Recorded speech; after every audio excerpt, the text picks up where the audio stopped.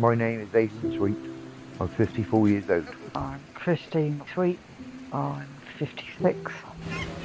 So we're out in the sticks. If you haven't got a car or don't go on a bus very often, you can't do an awful lot, especially if you haven't got the mobility. I'm an ex-cancer patient. I had testicle cancer, stomach cancer. I've got ADHD, type 2 diabetic. I've got heart tablets. I'm on an asthma pump. I've got anxiety tablets because I suffer with anxiety problems. And I have zopiclones to help me sleep at night because I don't sleep at night. I've got sciatica. I can't walk very far, and sometimes my breathing isn't very good as well, so I am limited with Adrian and his problems, his health conditions and that.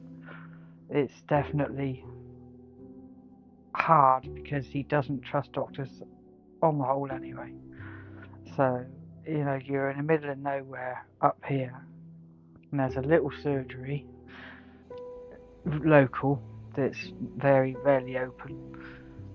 You can never see a doctor when you want to see a doctor. My mental health is more of a problem because they stopped my medication for 6 months. Emailed them so many times, phoned them so many times, and it was frustration because I wanted to put a complaint in about how they treated me. Because how they treated me, I felt you wouldn't treat a dog how they treated me.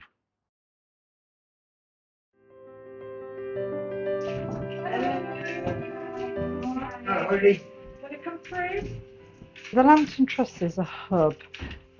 There are several charities that work from the Lantern Trust and also services. It's a place that the local community know, and they know they can come to the Lantern for a whole host of advice and support. Adrian particularly finds it very difficult to keep an appointment. The conditions he has cause that for him. So just in practical terms, having a phone, knowing to be organised to phone and make an appointment, then remember it and keep it and turn up are really, really difficult for him. It's a huge barrier, just those simple steps. So being here, it's walking, dropping. Over time, we've really built up a relationship as well, and I know him and I know his journey and I know his history, and that's helpful because sometimes he finds it difficult to perhaps communicate.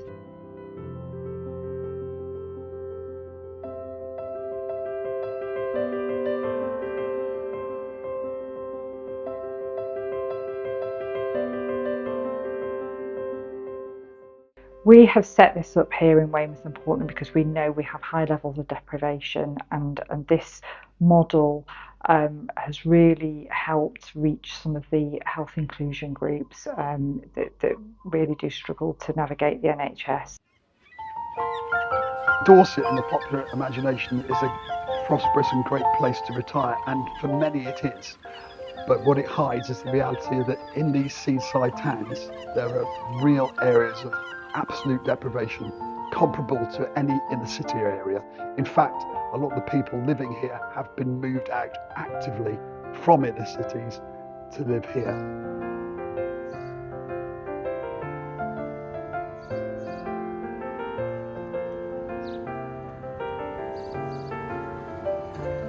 The areas that have the most need end up with the worst healthcare, and the prosperous areas end up with the best healthcare. It's inverse. So really, we should be putting our health resources in where it's most needed, which is in the deprived areas.